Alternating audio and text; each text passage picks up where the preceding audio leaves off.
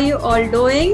This is Rashmi, your friend from Recro, and I am back again with another webinar. So I hope everyone of you, you guys are doing well and staying safe and taking the necessary precautions.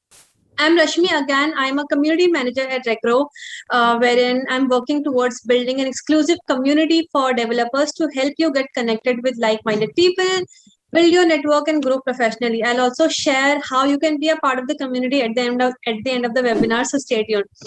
All right. So let me quickly introduce Recro to everyone who don't know who we are and what do we do.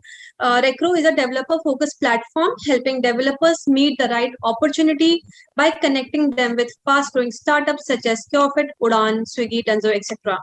So, welcome again to Recro Talks, and today we are going to talk about crack coding interviews, tips and tricks to land high-paying job. Let me quickly introduce, our guest speaker Tushar Agrawal for everyone.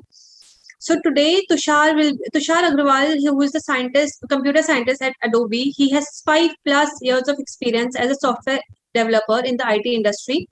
He has taken over 100+ interviews and have interviewed for top companies like Facebook, Amazon, Adobe, and LinkedIn. And today he's gonna share some crazy tips and hacks and strategies with you in terms of how to crack coding interviews, how to prepare, and how to get started.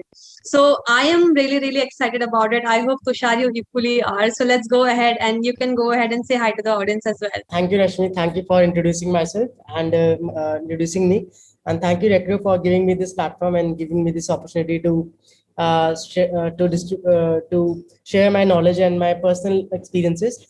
So whatever I'll be talking in this session, that totally based on my personal learnings and my personal experiences and my friends' experiences from past 6 to 7 years. So yeah, I again welcome you all to this session. I'll try to keep the session as fast as crisp and as knowledgeable as possible. Feel free to drop any questions if you have, and I'll try to answer each and every question even after the session.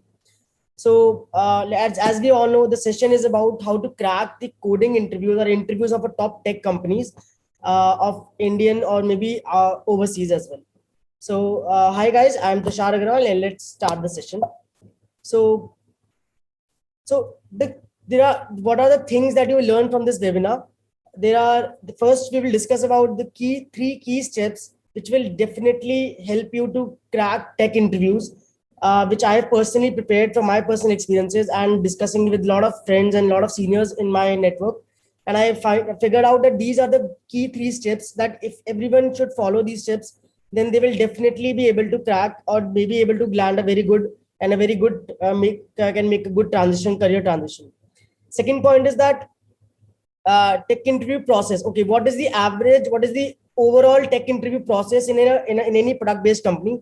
That we will also discuss in this session, like based on the number of experiences and based on the number of profiles and based on the type of profile, what is the average process, so that everyone should know that this is going to be the interview process of our top tech companies. So let's start. So, okay, let's start with some very basic question. Like if everyone can tell me now in the chat, like what is your dream company? Everyone has their dream company to crack. So what is the dream company according to you guys? Okay, I am getting many answers like Google, Facebook, FAANG, Amazon. Google is winning right now. Microsoft, Tesla, Netflix, Amazon again, FAANG, Microsoft, Apple. Yeah. Okay. Yeah. So these IBM. Okay, I got this one for IBM. That's very good. Yeah. Okay. So I think I have got so many answers. That's really thank you. That means people are paying a lot of attention. So yeah. So as we all know that all these companies are top tech companies, and there are many other companies as well in India and overseas as well, which are very good company, which are very good tech. There are very good startups as well, which are actually they are really solving the real lifetime problem, which I personally like them. So we'll discuss them, how their hiring process, what they look for in a candidate, and how overall we should prepare to crack most of the companies in our career. So let's start. Yeah. So what are the 3 key steps to crack any interview? So first step is getting interview calls. As we all know that everyone has basically this is the first agenda. I've seen a lot of people asking me questions like, I don't get interview calls, I don't get my resume is not getting shortlisted, and I apply through career pages and I don't get any response. So let's discuss how to get more and more interview calls, and what are the what are the general blockers that we face, and what are the mistakes that we do. Then there will be step 2, and then there will be a bonus step. So in order to get this bonus step, please stay till end of the session. This bonus step is actually the most important step. This most of the folks don't practice or don't follow. But in my personal experiences, I find out that this bonus step is the most important step throughout the session. So yeah, so let's discuss the first step, that is getting interview calls. So the very first thing is that we know in any interview is that your resume. So your resume plays a very, very, very important role. Your resume is the first thing that any recruiter or any company will know about you. And your resume should be very good, should be very crisp, and should be have certain parameters, certain format that should be able to pass through ATS systems. It should have certain keywords. Those keywords should align with the keywords or the keywords or the minimum requirements mentioned in the jobs. So whenever you apply for any particular job, and if you really want to do you really want to get the job, and if you're applying to the company's career pages and career websites through Naukri.com or maybe through many other platforms, so they have ATS, that is application tracking system softwares, which track your resumes and filter out your resumes based on a lot of things like what's your education background, what's your experiences, what's the they check for the keywords like what are the technologies you are working on, what were the past companies that you were in, how many years of experience you have. And there is a particular format which everyone should follow, to so that the ATS systems don't drop your resumes or make your resumes to a lower score. So I think the first section, that should be the resume building, that for the first 30 seconds, whenever you create any resume, do get it reviewed with your seniors or with your anyone in your family members or in your friends, or you can get it reviewed with a lot of mentors available over the LinkedIn as well. So don't just pre-assume that, and keep updating your resumes and keep checking your resumes, and make sure that all the keywords and all the things that mentioned in the resume should be as latest as possible, should be appropriate, and whatever you write in the resume, you should always know whatever the single word you're writing in your resume. So yeah, this is the first step, is the resume building. The next step is the contact recruiters. So most of the people don't even contact recruiters or don't know how to contact recruiters. So as per what I have seen, that whenever you want to apply for a job, people just apply through career platforms. So guys, if you apply through career platforms or platforms like LinkedIn or Naukri.com, every day these recruiters get thousands of resumes, and it's very difficult for any recruiter to put your eyeballs in any particular resume. So what I'll suggest, that you should do some your work. You should do some homework. You should go to the LinkedIn or any other such a similar platform. Look for the job. Try to find the recruiters of that company.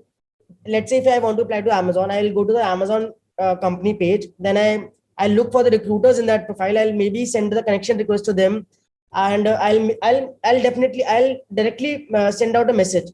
Second way is to that I should also contact to my friends and people who are looking for a change or who are already switched recently, because they have all the recruiter IDs and recruiter numbers or recruiter email IDs.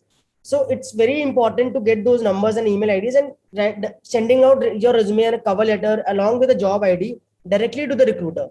Also, when you should contact recruiters directly, you should always contact recruiters during weekdays as well as during the afternoon hours, because that time it's the most productive time of any sourcing or of any recruiter. So it's very high chances that at that time they will definitely look at your resume. The next step is referrals.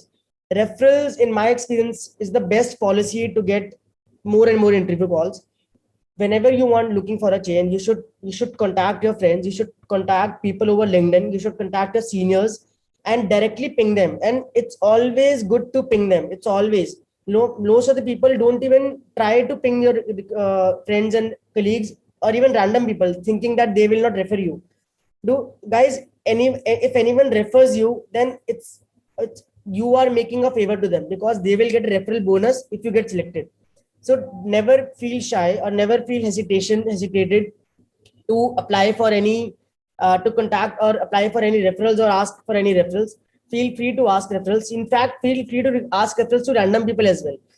Myself, I've gone to a lot of whenever I'm looking for a change, I go to the company page, I send out the connection request to maybe 20 people, and then I bluntly send them the messages like, this is my profile, this is my resume, and this is the job ID that I want to apply, and if you like it, then please refer me. Out of 20, maybe 1 or 2% will definitely refer you. So I think referrals are the best policy. You should definitely try for referrals, because that will definitely increase your interview calls. Next option is obviously to apply directly through LinkedIn, career pages, job portals, Naukri.com. There are a lot of other platforms also emerging these days. So you should always keep your profile updated on all of these platforms. You should subscribe to their email IDs, subscribe to their newsletters, or maybe subscribe to every new job openings that they are adding. Then what I have seen, since we are talking about particularly tech interviews and tech companies, I have seen a lot of companies are conducting hiring rounds or online coding rounds over Hacker Earth, Hacker Rank. I have myself given sort of a lot of coding hackathons and coding interviews. Sorry, codathons and coding competition. I've taken participation on Hacker Earth, Hacker Rank, and whatever the shortlist. And if you really do well in those sessions, then the top performers are getting contacted from the companies. And that is I think that is also a very good way, because you are experiencing an interview, also you are practicing, you got to learn more questions, you are directly coding, and you are actually giving the first round of those companies. So always try to update yourself of these platforms, and try to appear for as many competition as possible, even if the openings or the competition is not relevant for you or relevant for your experience. You should definitely give it a try for the learning experiences. So these are the steps that I have noted down to get more and more interview calls. Now let's discuss some of the parts very thoroughly, like how to contact recruiters or referrals. So what I have written, that you should obviously approach recruiters directly by email, mobile, LinkedIn, that I have mentioned. Also, you should talk to your friends and colleagues who are looking for a change and who are recently switched their companies, because the person who have recently switched, he or she has already been to that part. He has been looking for a change for last 2-3 months. He must have applied in so many companies. He or she must have known a lot of companies, that who is hiring, who is not, what are the interview process are they having, what are the questions they are asking, how to apply. They must have recruiter IDs, recruiter emails, recruiter numbers. So ask them, get in touch with them, create your own network, send out keep sending out requests to the recruiters, and keep checking out their profiles, directly ping them on their profiles. I know a lot of people feel that this is something sort of spamming, but there is a way of sending out a message. You are presenting yourself, you are asking for a job. That's always good, because that's what they also want. They are also sourcing over these platforms to find out the relevant candidates. And if you find that yourself you are a good candidate, then it's always good to approach these companies by yourself, because that really matters. That really adds these points in your profile. Let's move on to the next step. The next step is basically interview preparation. Of course, guys, even though I'm getting interview calls, but if I don't practice, if I don't know how to prepare for an interview, and if I'm not able to crack those interviews, there's no point of anything else. So what I have told you, that is just a 10%, 20% part of your journey, which I think you should do. Like, maybe you should spend on the first step maybe 2 hours to 3 hours per week, but rest all your effort should go into the interview preparation, because that is the most important part, where you have to crack the interview, you have to study. Let's discuss that in detail. So obviously the first step is self-study. So what I have experienced is that no matter what coaching you join, no matter in which college you are, self study is very, very, very important. Like, if you that is the only way to crack the interviews, and nobody else. Because see, I'm assuming that everyone is passed out their colleges, or maybe some other professional experiences. So we should leave that spoon feeding habit of ours, and we should self-study. We should go onto these platforms. We should open books. We should learn more and more technologies, more and more questions. We should practice more and more questions, and on us own, on my own. We can ask for help. We can watch videos. We can watch tutorials, but self-study is the only option. Before even applying to any company, I'll say that you should start uh, setting up your hourly agendas of daily or maybe weeklies, where you are actually self-educating yourself, you're self-testing yourself, you're practicing that again, you are studying those concepts which you have never studied in past 3 4 years, like basic arrays, strings, stacks, linked list queues, data structure algorithms. So I think the first step is very important, that you should, and it's very important to make this habit as early as possible in your career. If you're already self-study, if you already have that habit from your college days, then that's the best part.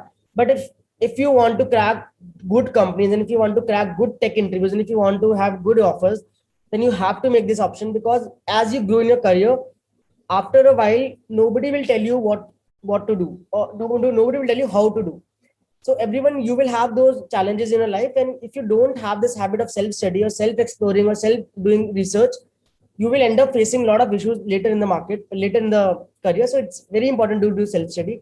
How we can do self study, we'll discuss later. Second is peer discussions and mock interviews.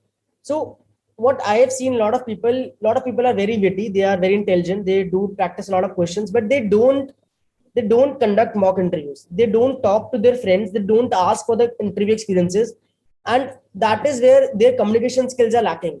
I have taken a lot of interviews, and I've seen that people are so witty. They know how to write the code.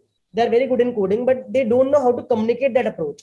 Because, and if they're not able to communicate, and these days, obviously, everyone is online. We are doing online interviews. It's very important to have those mock interviews experiences.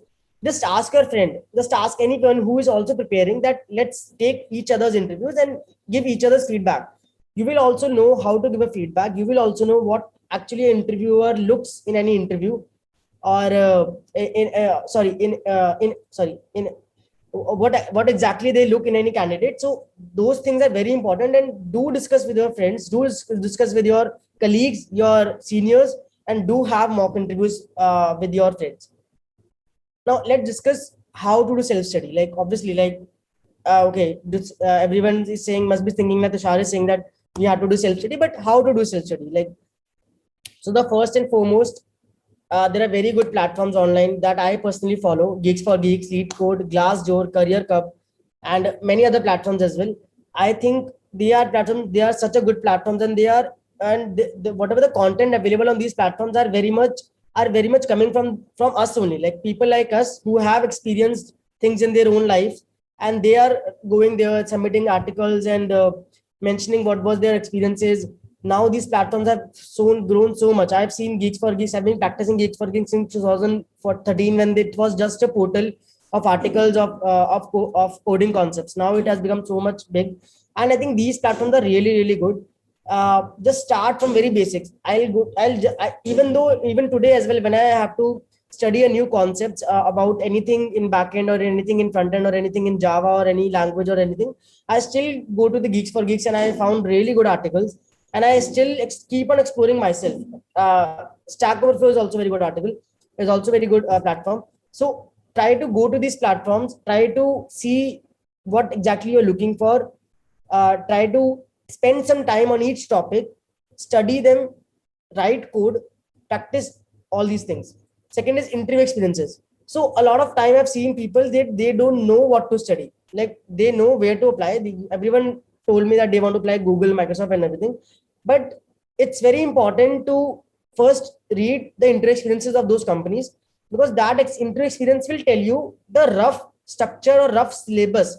Let's say, let's use very kiddish language. Like, they tell you what is actually a syllabus, or what actually they're looking for based on your experience. And if I want to, let's say, if I want to apply for SG2 or SG3 position, and I don't know what to study, and I don't know what are the expectations of Google from SG3. So that's what they mentioned on interview experiences, and that's coming from the people who have all actually interviewed. So that is the best. I think that is the best format. Also, whenever you have studied a lot of things and you have studied topic wise things, whenever, let's say if I'm studying array, I have pre-notion in my mind that, okay, I have to, this question is about array. But when I study interview experiences, I get random questions, I get theoretical questions, I get design questions, I get coding questions, I get puzzles, I get behavioral rounds, I get resume based questions. So that really gives you an experience, gives you a way, and tells you that, and it's basically a self consider those interview experiences as self assessment test, that okay, yes, out of these things, how much do I actually know? Third step is write code on paper and pen, and and have a habit of debugging. Guys, this is very very important. A lot of people just read stuff and they're like, nah, I'll crack, I'll do things in the interview, I'll do wonders. But believe me, that doesn't happen. Even if you are very good in algorithms and approach and everything, but see, in any interview, in any interview is average 1 hour, and any DSLGO interview or any such an interview expects you to solve two problems, one medium, one easy, or maybe two easy, or maybe two mediums. So out of those puzzles, out of those questions, it's very important to write code on paper pen, so that you have the practice of coding. If I'm able to crack, if I'm able to figure out the approach in next 10 minutes, and if I'm taking 40 minutes in the coding, and if I'm not able to debug it, I'm making small mistakes. So that really makes a lot of difference, and that is the biggest step where a lot of candidates get rejected, because they know how to crack they know, they have practiced, they know the answer, they have told the answer, they are very good in time complexity, but they don't know how to write the code, and they don't know, and also write code on paper and pen or Google Docs, because you not always get ID, you not get always get syntax errors. So always have a habit of writing code on paper pen as well as on Google Docs and on any or whiteboard.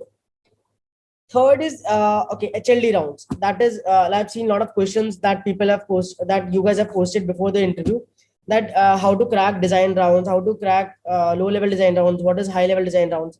So we'll talk about these things. So HLD means high level design rounds. So what high level design rounds, what interview expects, that you should be able to design a system architecturally.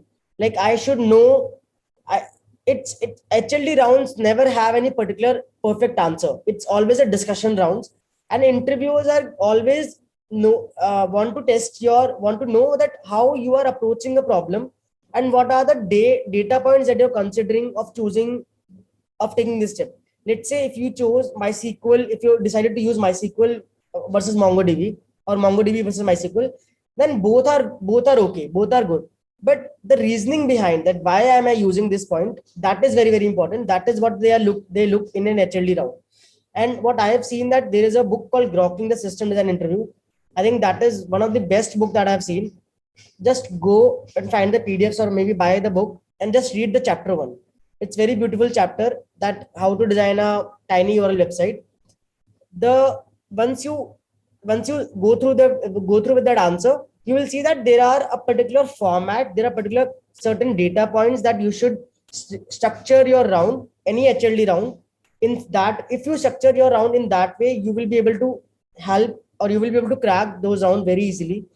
Obviously it comes with a lot of personal learnings and personal experience as well, but I think if you study those, if you do read this book, you will definitely able to crack some good interviews, or some good HLD rounds.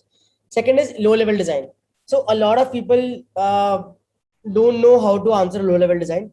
What I have seen that what I have seen, so the best way that I have seen, that you should go to Geeks for Geeks or any website and practice at least 5 questions of LLD rounds. By practice, I mean, there's a very famous question, that how to design ATM design, how to design Book My Show, how to design a Sudoku puzzle. Go to that question, see how to answer that question, and write code, take time. If you don't understand, read the question, read the answers, and exactly write the code in your own laptop for the first time. Once you write the code, you will understand that what is happening. You have to design some classes, it involves class diagrams, class dependencies, design patterns, why they are using singleton design pattern, what is factory design pattern. They are very very easy and very famous patterns that everyone uses. Rule design patterns, how to design the methods, what is inheritance, and all these things are getting tested in the LLD rounds. Of course, whenever you are giving an interview, you're not expected to write a very perfect code. Nobody expects you to write very perfect code in 1 hour. But what they look for is that how you are structuring those classes, how do you writing those methods, how do you interlinking those classes, how well and how robust your code is, how modular your code is, so that if after the interview there is a new feature request, or if anything new request comes, then you should be able to make the change by making as less lines of code as possible. That is the best low level design structure that you can design for. And in order to reach that state, you have to practice those questions from the websites. Write those questions, write proper code in your laptop, working code, and make the changes in that code, and then go to another question, and then try to visualize that question and try to use those approaches in that question.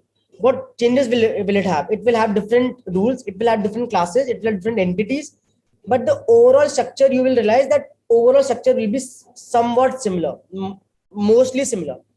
So yeah, so these and where you can practice those questions, I think from Geeks for Geeks, Career Cup, Google, and yeah, so these are the points that I have noted down for self study, that how to self study and what to self study and what exactly you need to study. So let's move on. Okay, let's time for another question, that how many hours do you study while preparing for a career transition? So if people are in college, they can tell me how many hours they actually spend on daily basis when they are going for an interview transition, or they are making change for an interview, or maybe they're making job switch. So anything you guys can answer in the chat, like 2 hours, 3 hours, or what do you think the ideal, how much time, or obviously you are working in a job as well, so how much time do you study, do you want to study, or do you think you should study for cracking the coding interviews?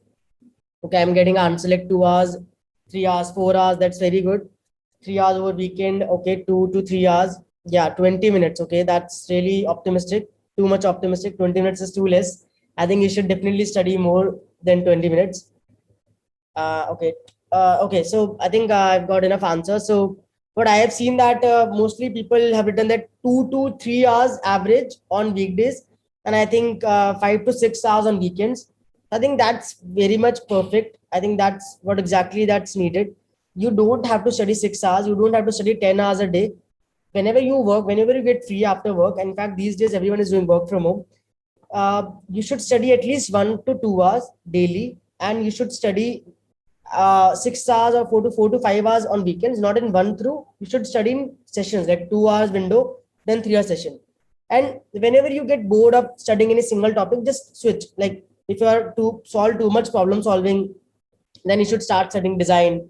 And if you have studied too much design, then you should start reading about the fundamentals of any language, or Java, or OOPS concepts, or design patterns.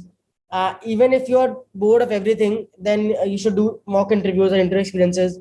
After that, you can also try puzzles. I have really enjoyed doing coding puzzles, which a lot of managers and a lot of things ask, a lot of companies do ask those puzzles.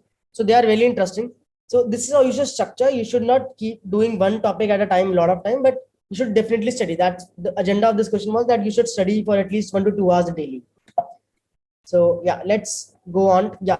So okay. So we have discussed, as of now, we have discussed 2 points, that how to get interview calls, and the second was interview preparation. So in interview preparation, we have discussed 2 points. That one was self study, and other was to have mock interviews and interview process and interview peer discussions. So I think those 2 steps were very important.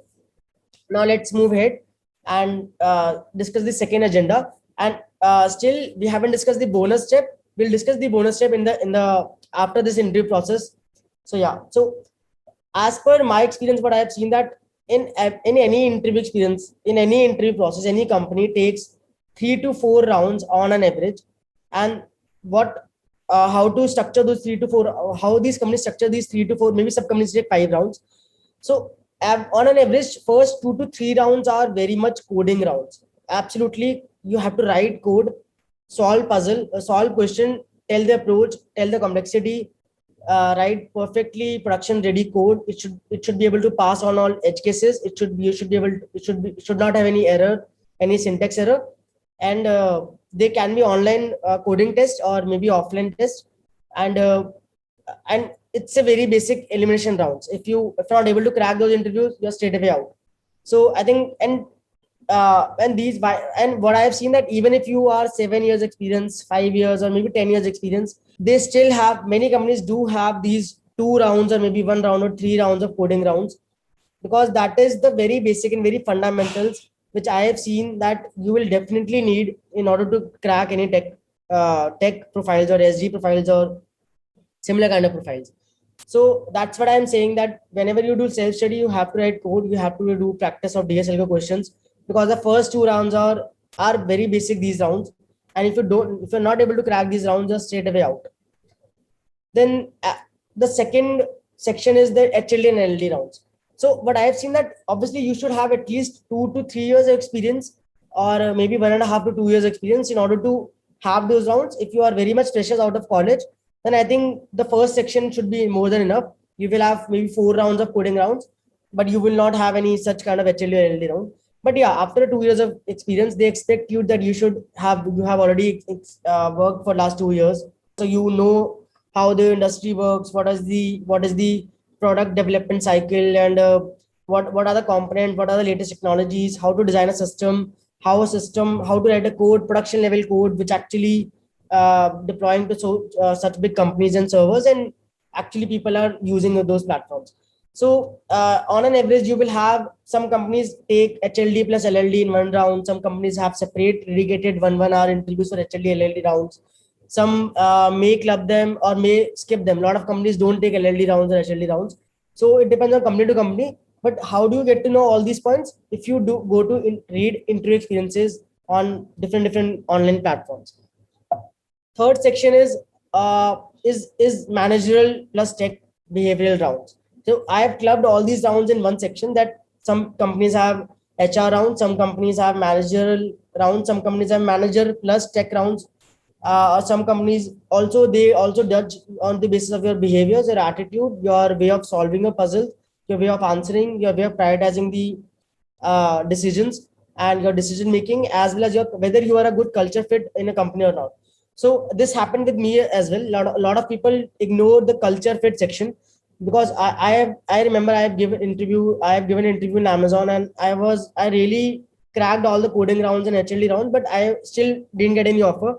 So I think what I thought, that maybe because I wasn't very much, my thinking process or maybe my way of answering or my behavior wasn't very appropriate for that team. But that doesn't mean that I'm not able to I'm not good enough for Amazon. That maybe for that team particularly, or whatever their expectations, that I didn't wasn't able to meet. So I can reapply in another team as well later on. But I've seen that a lot of companies do, especially Google and all these big companies, do pay a lot of weightage to this managerial plus tech plus behavioral plus culture fit rounds. So I'm not saying that you should change yourself or you should become that person how that company wants, but you should be prepared yourself, and you should talk to the people who are in those companies, that or again you should refer into experiences. So yeah, another question. So that is the fourth step. So what do you think what is the next process? What is the next step after HLD coding rounds, design rounds, and these rounds? What is the next step? Please answer. Please answer. Yeah, some people are answering HR round. What do you think? What will be the last step, or what should be the last step, or anything? Follow up. Okay, that's very good. You guys are very close. Bar raiser. That's very good. Offer. Yes, exactly. Bang on. This is the offer. This is the right. Yeah, obviously job offer. So of course, like obviously, if I'm doing all these things, why was I doing? Because of this part. Like this is the part which is the, obviously, if you get selected, you get the job offer, and then that's what. But obviously, not everyone get the job offers. A lot of people do face rejections. So do have that those things at my mind as well. That people do get rejected, but you should never let yourself down. You should always have that attitude that okay, fine, rejections are okay. You It's okay to have rejections. I myself got rejected in so many times in so many interviews. I myself given, whenever I switch, I've given so many big companies, and it doesn't mean that I'm not good enough. it maybe because of n number of reasons I may get rejected, but you should always feel that it's okay, it's fine, I will crack the next company. You should know you should know what you should ask for the feedback. You should know what was wrong, but you should never feel yourself down. You should study more, and you should have that attitude of cracking in this company. Okay. So, quick poll: out of the first two steps, that getting interview calls and second step was interview preparation, which steps you guys find the most difficult? Okay, I am getting answers like two, like okay, one, two, second, two, one, two, three. Okay, some people has answered three as well. So I think what I've seen that a lot of people are facing issues in both the parts. Like some people are good in coding, some people are good in how to prepare, but they don't get interview calls because they don't. Maybe their resumes are not very good. Maybe they don't know. They are not applying. They're not trying even harder, or they are not asking for referrals. So you should ask for referrals. And if you are getting interview calls because maybe you have a good brand name or you are from good company, but you're not able to crack the interview, then you have to study. It's very straight away. It's very simple rule. Spend some time, give at least 2 months or maybe 3 months in your preparations and everything, and start from very basic. Start from arrays, strings, those older concepts which you left in code in your colleges, time complexity and everything, and write very basic codes, very trivial code, so that you will be able to crack more rounds. You will be able to crack more questions in later. Yeah. Okay, so let's move ahead. Okay, so now the time is the bonus step. I am very glad that everyone stayed here till the bonus step. I'm really thank you for everyone. So yeah, so what is the bonus step which I find the most important step? Mental health. Guys, this is very important. A lot of people after a lot of people feel that they are not good enough. I'm rejecting, I'm not getting interview calls, there's something wrong in me, I'm not able to crack the interviews. What's the point of even applying to Google? My resume will not get shortlisted. All these negative thoughts. And my friends are working, so my friends have got such a big offer. When will I get the offer? All these things are very important, and these are the very important things that nobody discuss. If you go online, if you check YouTube and everything, everyone will tell you how to study, what to code, ये concept पढ़ लो, like you should read these concept, you should crack this, you should apply like this. But nobody understand what gives you that motivation. What is exactly working behind this is your mind. So you should definitely keep yourself motivated. Talk to your friends. We'll discuss more points, what role we should do, and what are the solutions to these points, or what are the problems that we have discussed. First is talk to your friends and connections. Guys, never ever feel that you should hide your weaknesses. Or if I talk about my weaknesses, about my rejections to my friend, then it will create a bad image of myself, because everyone gets rejected. Believe me, everyone gets rejected. I myself have got rejected so many times. And believe me, I used to have the same feeling when I was in college. My friends were getting offers from big companies, and I was going in every interview and I was getting rejected. I myself didn't get any. I wasn't even shortlisted for the very first round in my internship days. And a lot of friends have got such a big offer, such a big internships from big companies. So it's okay to talk. It's okay to talk to your seniors. If you don't want to talk to your near dear friends, then you should talk to people who are good in this field. You should go to LinkedIn. You should uh, ask any. There are a lot of mentors available on LinkedIn, on these platforms. You should just ask them that, hey, hi, I'm facing these problems, I'm facing these issues. Am I doing anything wrong? And you should guide me. Or there are they're very good people, and because everyone have experienced what are you experiencing. So it's always good to talk, and it's always have more and more experiences of your friends and connections. Second thing is fear of rejections. A lot of people have this fear that what's the point of asking, what's the point of applying in Google, mera to hoga hi nahi. I won't even get selected. So it's okay, guys. If you're not even applying, then you're already rejected. So at least apply and then get rejected. I'm not saying that you will get rejected, but at least apply and then get rejected. Or maybe you will crack. In fact, that happened with me as well. I have got rejected to so many companies, but every time I get any rejections, I was like, okay, there's something more I need to work on, and I will crack next company, and I will crack the next company. And believe me, that happened. I was also working in a very small company 4 or 5 years ago, and I used to have the same fear that yeah, what's the point of applying to Amazon or Google? There's no my resume will not get shortlisted. But I talked to my friends. I discussed with the people who are already working in those companies. I changed my resume. I applied. I did get interview calls. I did apply for those interviews. I was able to crack the rounds as well, and I did get some very good offers. So it's all in your mind. It's all, trust me, it's all in your mind. And I think the next point will clear more doubts about these points. Guys, what I have seen, more than 50% of people in the top tech companies are not from tier 1 colleges. A lot of people have asked me this question that I'm not from good college, I'm not from good background, my resume will not get shortlisted. I I trust me, guys. I used to have the same notion 4 years ago when I was also working in a small company, that because of the colleges, that only tier 1 college students can only crack these companies. But when I work for these companies, but I have seen that, and I think in my team as well, in out of 25 people, maybe less than five people were from very good colleges, and rest all the people were from private colleges or state universities, and with very good experience, with very good expertise. So, and you yourself can do this activity. Go to any big company page, LinkedIn page, career page. Go to the any just select the job profiles, and just check out the next 50 people. You will yourself see and check their college backgrounds. It's a very big myth that just because I'm from tier 1 college, I will be able to get selected, and if I'm not able to selected. So don't have this point in your mind. You should be very good in coding. Your concept should be clear. That's enough.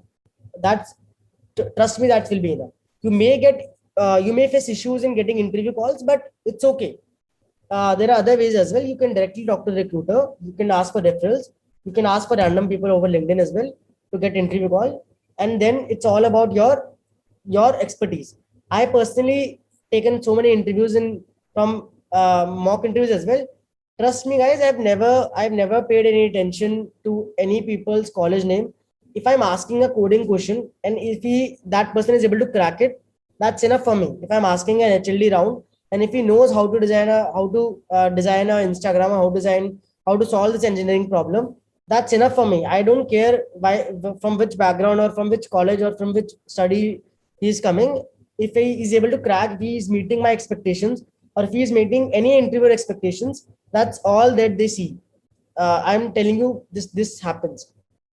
Okay, have patience and study. A lot of people are very impatient, like I'm not getting interview call, I just applied, though I didn't get any call next 2 days. It's okay. There are many n number of ways. Maybe your resume get lost in thousands of resumes. Maybe you have some mistakes. Maybe the recruiter didn't, maybe you're not good enough for that particular job profile. Go to apply to next job. In fact, what I have seen, that if the job is too old, if it is already 10 to 20 days older, then recruiters have already shortlisted the candidate. So don't waste your time in applying in those jobs. So, and have patience. Like, you definitely crack the study. Keep applying and have patience, because it's a long term journey. You have like 40 years of a career. It's okay. It's not like I have to crack Google in 1 month. It will take time, six months. Maybe you will go to a better company, and then you will switch in next 2 years to go to the Google. Okay, yeah, avoid herd mentality. My friend is working in that company, my friend is doing this, so I should also do this. Or I am doing coding because it's cool, it's catchy, it's very in this market. Don't have this mentality. You should always keep asking this question. I still ask these questions to myself after 5 years, 6 years experience, that why am I in this industry? Why do I wanted to become a software engineer? What am I doing in this company? What problem am I solving? What is my next 3 to 4 years goal? So all these questions you should ask yourself. You should keep asking that whether why you are developing any app, why do you want to learn a backend, why do you want to learn front end. If there you have a clarity of this question in your mind, you will be able to really enjoy this industry or really enjoy this career. If you don't get clarity and if you're only doing this just because all my friends are also software engineers, it's never, you will never be able to do anything good in long run. So that's what I feel.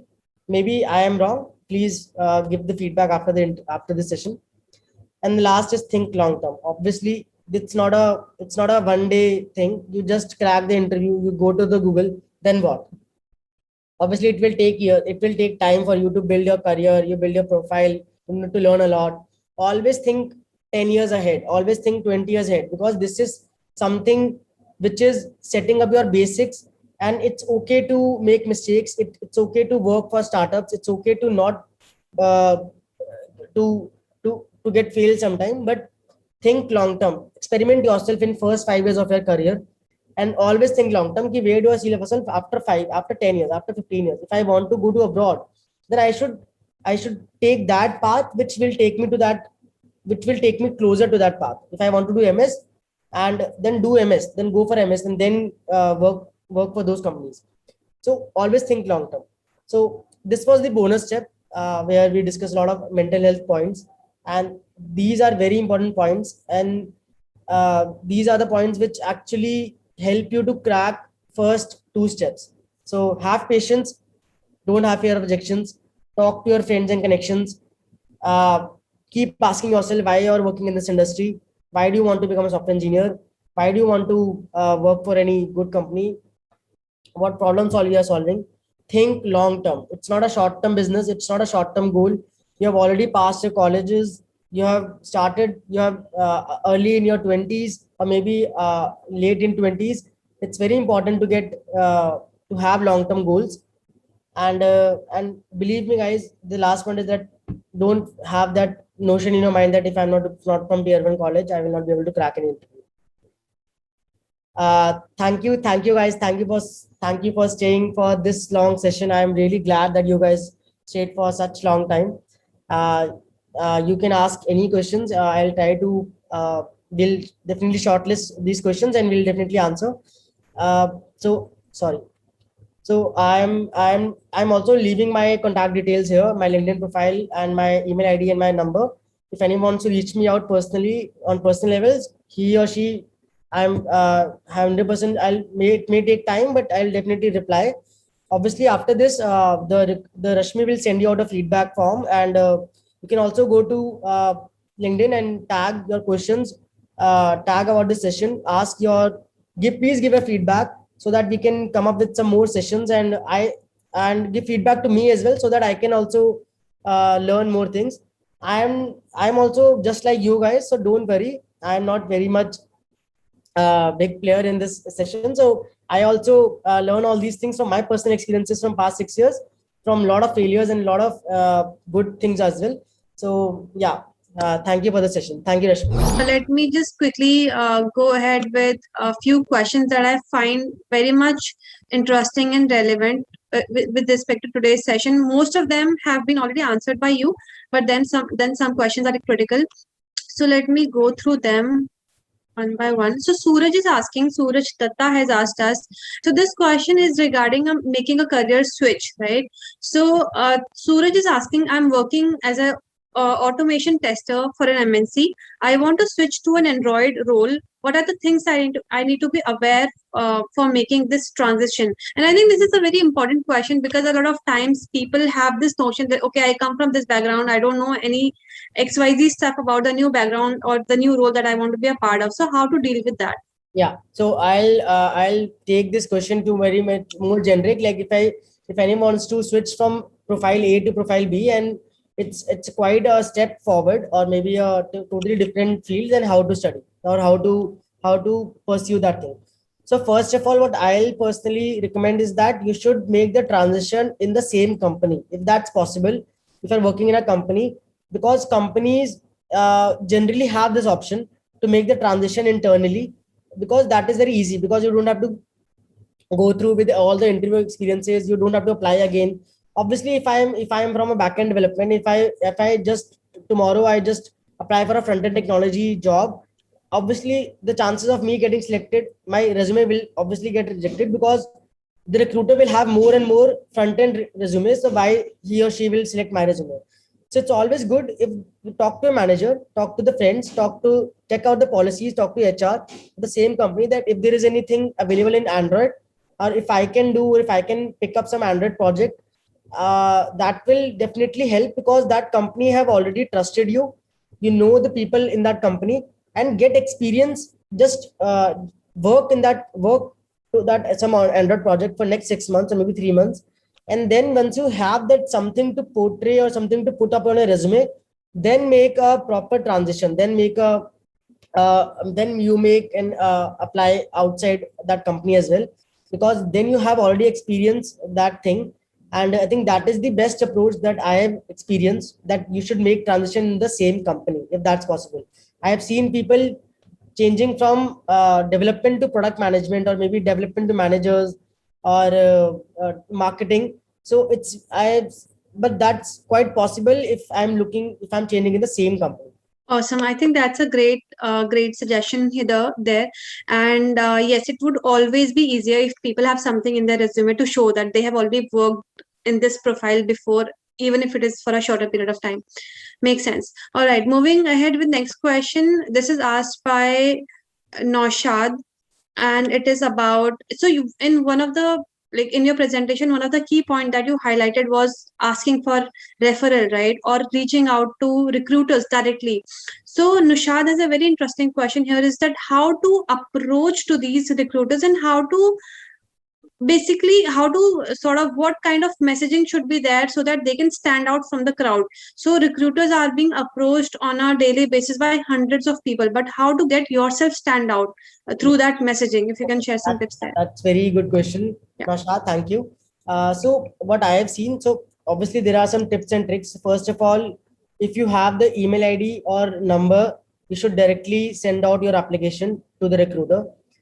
Second step is referral. Referral is very important, because if someone is vouching for you who is already working in that company, let's say if I am working company A, and if I am saying that Naushad is really good in this field, and I'm asking my recruiter that please interview him, obviously that recruiter will at least look at the resume, and the chances of in getting interview calls really high, really increases, because because the recruiter knows that I am already working in this company. I know the culture, I know that person. If I am referring, then obviously uh, they have trusted my judgment, and that's how the things works. So referrals are very good. Now your question is that how to write the message and everything. So what I have seen, that whenever you apply for a job application, or whatever job application, just read the JD, the job description, and the JD has all the information, has all the answers already. Like whatever the JD requires, you should find out those keywords, find out those points, and find out those projects from your own resume. Pick out those projects, structure a 3 to 4 line message, that hey, hi, I think I'm relevant for this company and for this profile, because I've done this project under this skill set. So if I'm already showcasing my those skills which are very much relevant to that job description, if I'm putting that message, so before even opening my resume, just by reading the mail itself, the recruiter will definitely have a good perception of my profile. So I think the JD will definitely help you out. All right, Tushar, moving ahead with the next question. Again, a very interesting question by Ranjit here. Ranjit wants to know about the career gap. So at times, because of sudden situations, people have to opt for a career gap, and it could be for 2 years, 3 years, 5 years, right? So how to deal with that, and how to come back strong in professionally? So okay, yeah, that's going to happen with everyone. So what I have seen, that whenever you have a career gap, you should not hide it. First of all, if you because there is must be some reason, and it's okay. Everyone has those career gaps. Maybe you were preparing for an MBA, maybe you preparing for some other post, some other government exam, and maybe MS or some study, or maybe you're working on a startup. or maybe there was some personal family thing and everything, it's okay. You should mention that thing, and you should mention that reason. But whenever you again want to apply, you should say that, okay, yes, I was busy in this thing, but in the past 1.5 year, maybe in that gap, I have learned these technologies. I have learned this technology on myself. There are these days there are a lot of online platforms where you can easily go. You can learn technologies. You can create any small app or create a small any small project. Do that before applying, so that you can tell them that even though I have to take a break, but I know what to study. I know I have upgraded myself of this skill set, and I've done this freelance project or maybe some this project, so that my gap thing will not become that big, and it will be definitely helpful. And it's okay to take a break. A lot of people do that, but if your skills are okay and if you are showcasing and if you are really confident, then those things really don't matter. You may face some issues in getting interview calls because depending on the gap and why you're taking, but then those things can be overcome by you having referrals. And yeah, these things will definitely. That's why I'm saying that start having a network, so that you will have all these things answered with your network only. Like even if I'm taking a break, if I'm, let's say, even after 1 year, I'll say my friend, I've talked to my friend that, dude, please refer me. Then based on my past experience and my personal things, and he or she will definitely able to help you out. So yeah, but learn yourself and upgrade your skill. Awesome, awesome. The next question is by Ranjan, and he's asking how to deal with job changes frequently, like how to deal with frequent job changes.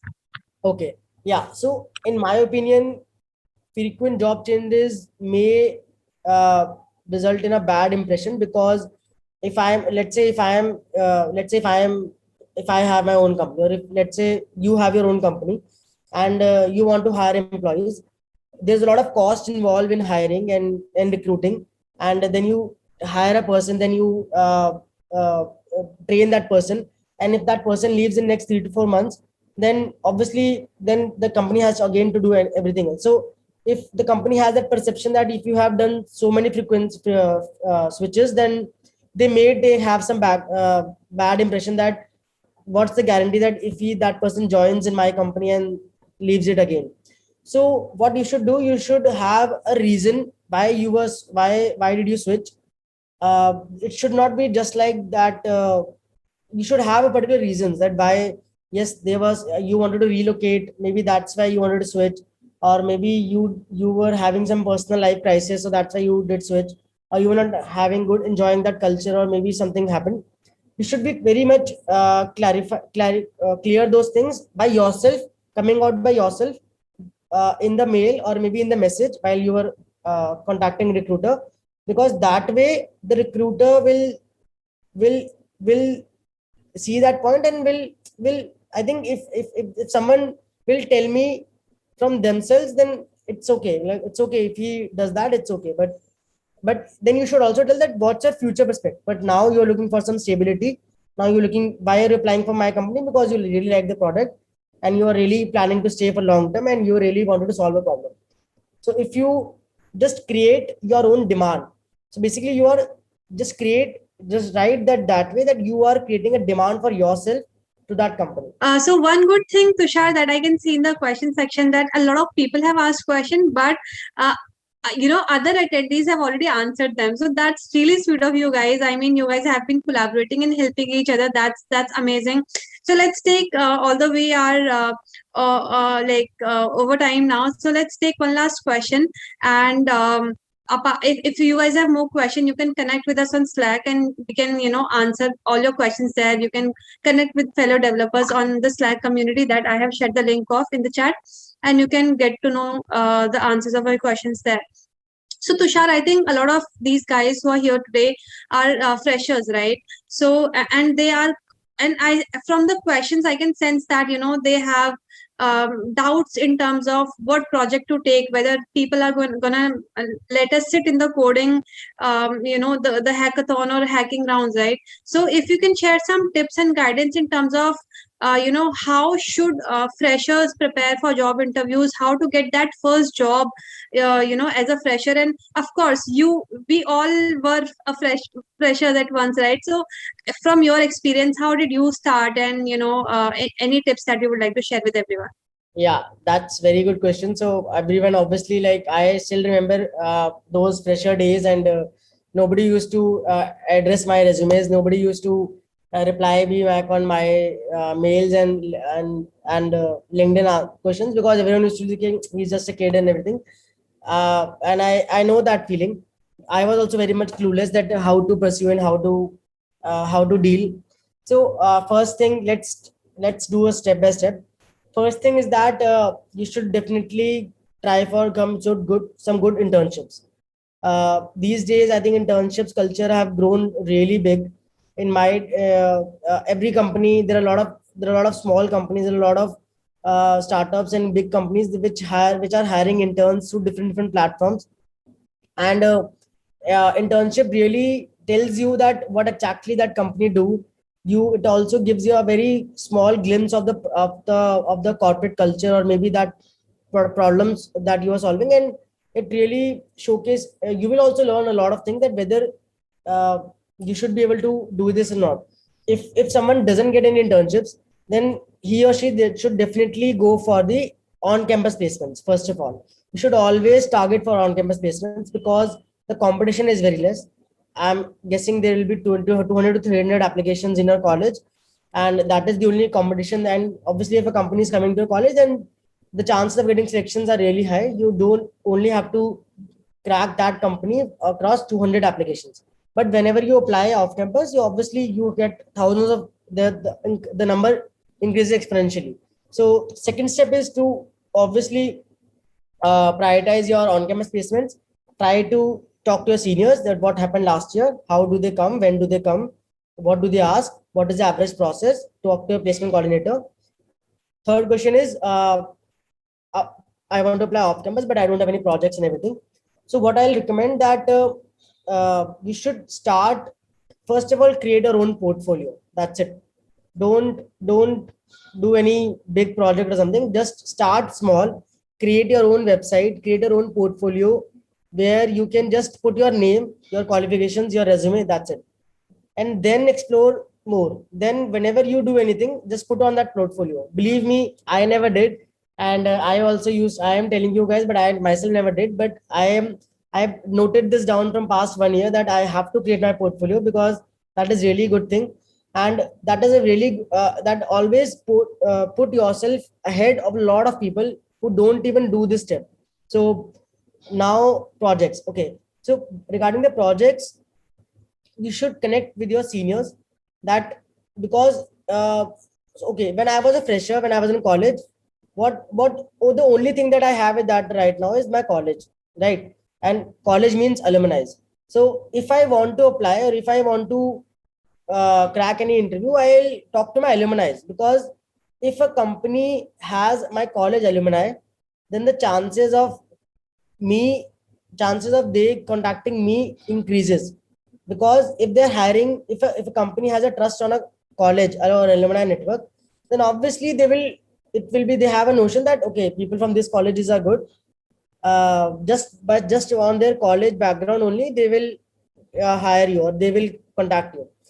Now, what you should study, obviously DSLGO is very important, and you should have at least one project throughout 4 years. You should have at least one project that you should boost about in one interview. That may happen or may not happen. In my days, there used to be no such interviews. Only used to be the only DSLGO rounds. But these days, I've seen there's a lot of competition, and a lot of people are doing their skills apps.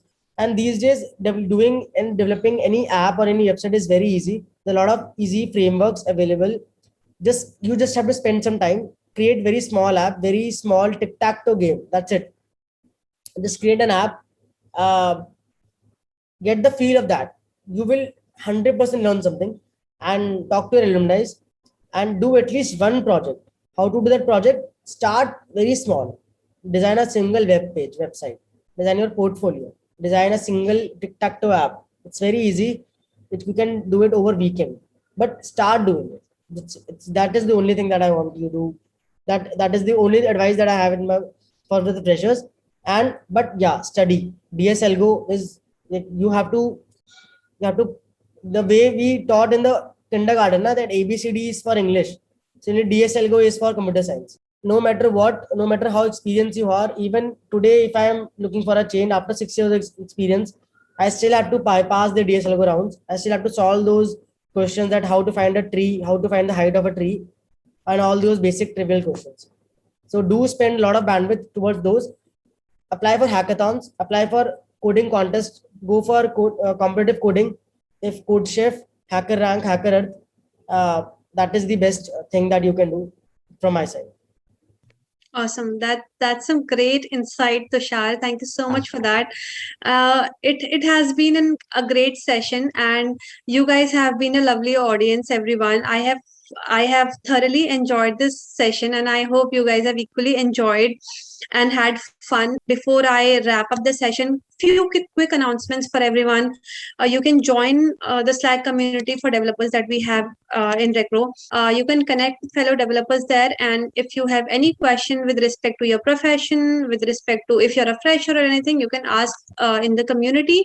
Secondly, those who are experienced professionals here and looking for a career switch, Recro is hiring talented developers. You can visit our website and find the openings that we have, and you might find something which is relevant to you. Last but not the least, follow us on our social media platforms to keep yourself updated with such events that we do on a monthly basis, and feel free to give us suggestions and feedback in terms of what topic you would want to attend that we can discuss on Slack, and also make sure you provide your feedback to us about the session so that we can improve further if there is anything more that you guys were expecting.